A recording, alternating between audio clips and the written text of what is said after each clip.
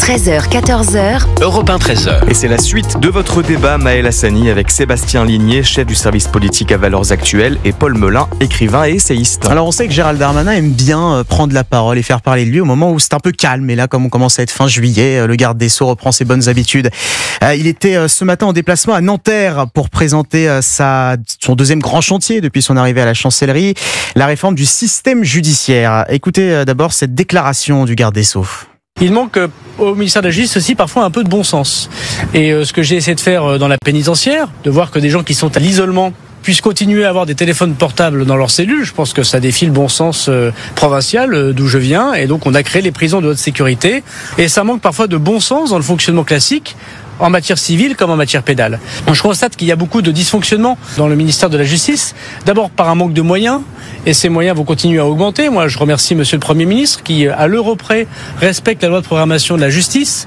Et quand on voit les autres ministères et les autres budgets dans le contexte que nous vivons, c'est un énorme effort que fait le Président de la République et le Premier ministre. C'est un signe d'augmentation des moyens qui doit continuer dans les années qui viennent, parce qu'effectivement, d'abord, il manque des moyens au ministère de la Justice. Voilà, pour Gérald Darmanin, il y a un manque de bon sens dans le ministère de la Justice. Sébastien Ligné, comment vous interprétez ce message? Est-ce que vous comprenez ce que dit le ministre de la Justice?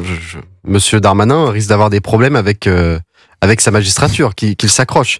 Moi, je pense qu'il faut quand même noter le volontarisme politique. Ça va toujours dans le bon sens, et je pense qu'il faut toujours s'en féliciter. Avoir un ministre de la Justice qui dit des choses et qui les réalise après, déjà, c'est un bon point en politique, parce qu'on en a connu des ministres, notamment à la Justice, qui annonçaient beaucoup et qui faisaient peu. Là, en l'espace d'à peine un peu plus de 6 mois, on a eu une promesse d'une prison de haute sécurité. On l'a eu. On a aujourd'hui une promesse d'une réforme pénale. Certes, il dit que c'est pas une révolution, mais ça va plutôt dans le bon sens. Je pense qu'on va l'avoir. Maintenant, la question, évidemment, c'est que c'est le seul ministère au monde, avec peut-être l'éducation nationale, où le ministre doit se battre contre sa base en permanence. C'est-à-dire comment cet homme va faire appliquer sa loi, ses courtes peines, qu'il a donc décidé que ce serait finalement remis dans les mains du juge, et que le juge décidera seul. Il faut voir quel juge décide. Quand on voit que pour sa prison de haute sécurité, vous avez eu un quart d'heure après l'annonce de l'ouverture, vous avez eu un communiqué du syndicat de magistrature qui vous expliquait que c'était une honte, que vous avez la LDH et toutes les associations qui annoncent qu'ils vont porter plainte parce que on respecte pas la dignité humaine des détenus. Vous vous rendez compte que les entraves qui pèsent sur ce ministère et sur ce ministre sont énorme. Donc comment va-t-il faire pour faire appliquer cet agenda qui, sans être révolutionnaire, va dans le bon sens? J'ai peur que ce soit beaucoup plus compliqué que cela, mais il faut quand même se féliciter du volontarisme. Il y a peut-être une tentative aussi de Gérald Darmanin de calmer un peu sa base, parce que il a dit hier après-midi, je cite, les juges ne sont pas laxistes, le système l'est devenu. Paul Melun, c'est une façon peut-être de ménager un petit peu tout le monde. Là où il n'a pas complètement tort, c'est que dire que les juges, en règle générale, seraient laxistes, ça me semble faux. Il y a peut-être, et probablement, des juges laxistes, mais il faut réfléchir au système. Et ça, c'est là qu'il a raison. Et je suis assez d'accord avec ce que disait Sébastien, c'est-à-dire que il y a du volontarisme chez Gérald Darmanin, il y a une volonté de bon sens, et puis il y a une volonté, vous parliez de sa base, moi je vais vous parler d'une autre base, c'est la base électorale de Gérald Darmanin, puisque peut-être se présente-t-il à d'autres échéances politiques, notamment la présidentielle. C'est quelqu'un, Gérald Darmanin, qui arrive aussi à détecter l'état du pays. Je crois que les Français, et toutes les enquêtes d'opinion le montrent, considèrent la justice comme laxiste, en ont assez de voir des voyous multirécidivistes qui sortent de la prison avant même d'y être rentrés. Et donc, il y a une volonté aussi de s'aligner sur des systèmes qui marchent en Europe. Je pense par exemple aux Pays-Bas, qui ont adopté des systèmes de courte peine. Et donc, de pouvoir faire une peine de prison d'1 mois, de 2 semaines, de 48 heures, pourquoi pas, pour essayer de casser les chaînes de la délinquance, de la violence, des délits, etc.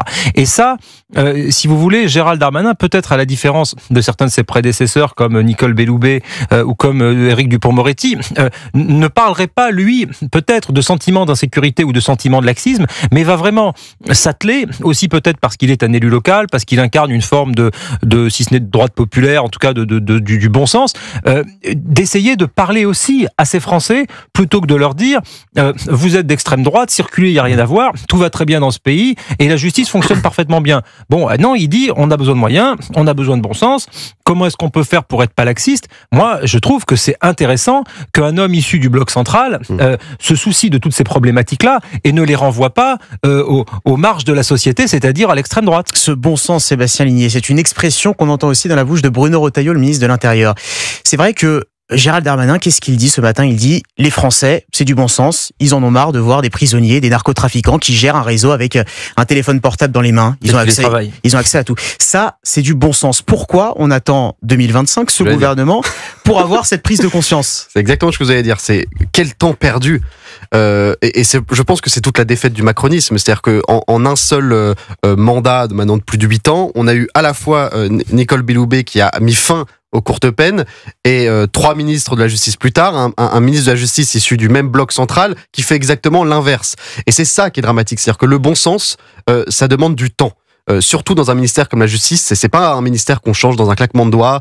C'est plus difficile que simplement une circulaire comme on peut le faire à l'intérieur ou au ministère de l'Éducation nationale. Ça prend du temps. C'est une institution extrêmement sclérosée, qui est fermée, qui est difficile. Il y a un empilage de normes et de textes, donc ça prend du temps. Si on avait eu un ministre de la Justice comme Gérald Darmanin depuis 8 ans, je pense que la situation judiciaire serait toute autre en France. Et c'est tout le problème, c'est qu'on a perdu un temps fou dans cette histoire. Parce qu'aujourd'hui, il veut remettre les courtes peines. Très bien, mais où est-ce qu'on met ces délinquants et ces condamnés à une peine de prison d'1 mois? On n'a pas les places de prison. Les places de prison promises par Emmanuel Macron en 2017, on les a jamais vues. Donc comment on fait? C'est-à-dire que j'entends, c'est très bien qu'on puisse dire, comme dans tous les pays où ça fonctionne, si tu as commis un délit et que tu dois faire 3 semaines en prison, ça va te calmer 3 semaines en prison. C'est vrai. Mais où est-ce qu'on les place? On n'a plus de place. Si on avait eu un Gérald Darmanin qui avait dit dès 2017, dès son premier mois, on va construire des places de prison et ensuite on va faire un changement de texte judiciaire, on aurait eu des résultats. Là, malheureusement, j'ai peur que ça arrive un petit peu trop tard, en bout de chaîne, à 1 an et demi de la fin, et que ça ne puisse pas produire les résultats escomptés, malheureusement. Paul Melun, le ministre de la Justice, n'a pas les moyens de ses ambitions? Moi, je suis un peu moins dur que notre ami Sébastien. Je pense qu'il vaut mieux. D'abord, il y a un vieux dicton qui dit mieux vaut tard que jamais, qui me paraît quand même pas mal. Vous savez, le mauvais procès qu'on fait parfois au macronisme ou à Darmanin en disant oui, mais on aurait pu faire avant, c'est quelque chose qu'on aurait pu dire aux différents gouvernements de François Hollande, aux différents gouvernements de Nicolas Sarkozy, aux différents gouvernements de Jacques Chirac. Que n'a-t-on attendu, effectivement, pendant des décennies, à réduire le budget de la justice? Là, le budget de la justice, il est en hausse. Il est en hausse aussi, il a été en hausse aussi sous Éric Dupond-Moretti. Donc, il y a véritablement quand même, c'est un peu comme sur la défense avec le Cornu, il y a une hausse du budget depuis 2018. Donc, il y a quand même des choses qui sont en train, notamment dans les domaines régaliens, de se réveiller. Peut-être est-ce un peu tard, mais je crois vraiment que la pression populaire, dans ce qu'elle a de bon, dans le bon sens du terme, est en train d'infuser, y compris auprès de nos politiques, en tout cas en France, peut-être aussi dans d'autres pays européens, parce que les opinions publiques en Europe se réveillent et qu'ils comprennent à quel point les pays européens ont été faibles sur le régalien et à quel point ça doit être une priorité. Et donc ça finit par irriguer les discours politiques, et vous avez des gens comme Gérald Darmanin qui ont quand même un esprit aussi de démocrate, qui reçoivent cette information-là et qui essaient de la traduire en acte. Après, pour parler tout à fait clairement, et vous avez raison, il va falloir ouvrir des places de prison. Parce que là, on a des taux d'occupation qui sont absolument énormes, considérables. On dépense encore beaucoup moins pour notre justiciable. Pour un justiciable moyen, on dépense encore beaucoup moins qu'un Allemand, par exemple. Donc, il y a évidemment un sujet de moyens financiers, et ça passe par la construction des places de prison. Du reste, il va y avoir cette prison en Guyane là, qui est construite par Gérald Darmanin. Pour les délinquants d'un mois, suffisant. Et oui, bien sûr. Je veux bien qu'on emmène un délinquant d'un mois en Guyane, mais ça fait un peu cher le voyage. Ça se compte en centaines, je crois, les places. C'est même pas un millier. C'est pour les gros. C'est pour les gros bonnets. Mais malgré tout, il faut aussi créer des prisons du coin de la rue. Mais ça pose d'autres questions, notamment par rapport aux collectivités territoriales et à l'acceptation sociale. Donc, vous allez voir c'est très compliqué de construire vous allez voir le lever de bouclier qui va prendre. Lever de bouclier. Est-ce que vous avez envie d'entendre le syndicat de la magistrature? Hélas. Oui. Écoutez son porte-parole. Faites du mal à Sébastien.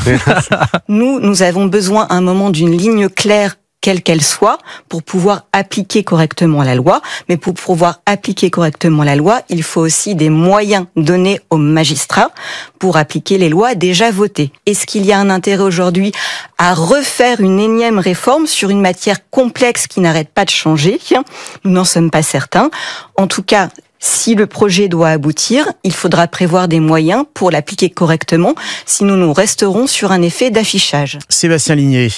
Bon, écoutez, il y a 2 choses avec le syndicat de la magistrature. Déjà, il faut faire attention parce que quand on en entend parler ces dernières années, on a toujours l'impression que c'est une espèce d'énorme syndicat qui tient toutes les ficelles, etc. C'est plus compliqué que ça. Ils sont pas du tout majoritaires aujourd'hui. Ils font environ 30% aux élections professionnelles.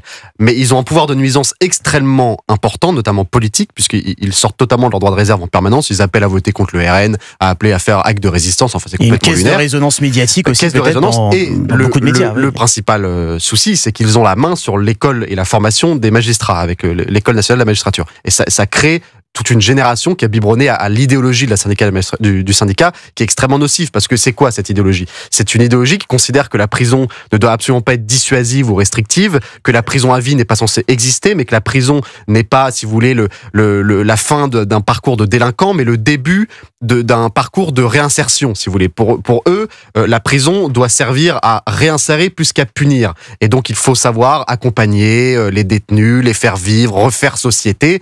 Et donc, c'est une vision de la prison qui va à l'encontre de tout ce que le peuple français aspire ces dernières années. Et donc oui, ils sont nocifs. Mais le problème, c'est qu'il n'y a rien à faire. Qu'est-ce que vous voulez faire? Vous êtes ministre de la Justice, vous avez syndicat de la magistrature, vous ne pouvez rien faire. Vous ne pouvez pas les dissoudre. Bon, là c'est la guerre civile. Dès qu'il y a une mesure, vous prenez un volet de bouclier, vous vous retrouvez avec des tribunaux en grève. Et puis le problème, c'est qu'à la fin, ce sont quand même ces juges-là qui décident. Parce qu'il y a évidemment le droit, il y a le texte, mais il y a toujours l'interprétation du juge, quoi qu'on en dise.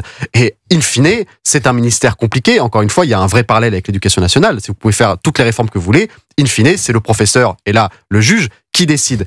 Et c'est très compliqué parce que un juge qui a décidé de rentrer en résistance, vous pouvez dire, il faut beaucoup de volonté politique pour l'empêcher et pour réussir à changer les mœurs. Paul Melun, vous avez peut-être entendu parler de cette proposition de Vincent Jeanbrun qui parlait de faire élire les juges. Alors bon, ça n'a pas été repris du beaucoup, mais qu'est-ce que vous en pensez? Parce que peut-être que ce serait pour le coup plus conforme à la volonté du peuple et on se retrouverait moins avec, disons, une petite caste qui dirige beaucoup de choses. Écoutez, moi je suis un grand démocrate et j'aime bien les élections, donc j'ai pas trop de problème à cela. Ça me paraît en tout cas une piste qu'on pourrait étudier. Moi, il y a une autre piste qui me paraît très intéressant d'étudier, puisqu'on parlait de l'école nationale de la magistrature.